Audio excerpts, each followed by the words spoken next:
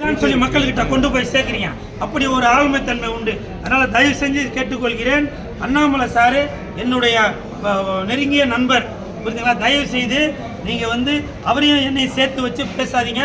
அவர் பண்ணது ஒரு தெய்வத்துக்கு சமமான விஷயம், நான் பண்ணது ஒரு சாதாரண விஷயம். அண்ணாமலை சாரு தமிழகத்திற்காக போராடுறாரு, இந்த கூல் சுரேஷ் தமிழ் சினிமாக்காக போராடுறாரு, அவ்வளோதான். சரிங்களா? அது வேற, இது வேற. நான் அதுக்கப்புறம் பேசுனீங்களா அவர்கிட்ட? அதாவது எல்லார் கூடயும் நட்பில் இருக்கிறவன் தான் இந்த கூல் சுரேஷ், புரியுதுங்களா? அதனால தயவு செஞ்சு பிஜேபியும் கூல் சுரேஷ் கட்சி சிஎஸ்கே கட்சியும் இணைக்க விடுங்க, பிரிக்க பார்க்காதீங்க.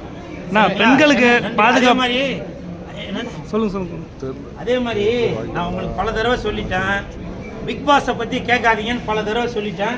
ஆனால் நீங்கள் நான் எங்கே போனாலும் பிக் பாஸை பற்றியே தான் அந்த கேள்வி கேட்டுட்டு இருக்கேன். நான் ஒன்று கேட்குறேங்க, போன வாரம் பிக் பாஸில் ஒரு ஃபோட்டோவை வச்சு கூட யார் யார் இருக்காங்களோ அவங்களோட ஃபோட்டோவை எடுத்து அதை எரிக்கிறாங்க.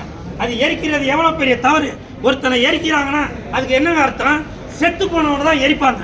அந்த பிக் பாஸில் ஒருத்தனோட ஃபோட்டோவை எடுத்து அப்படி இதை வச்சு நெருப்பை வச்சு எரிக்கிறாங்களே அப்படின்னா என்ன அர்த்தம்? அப்போ அவனை சாவடிக்கணும்னு நினைக்கிறீங்களா? அது மட்டும் இல்லை,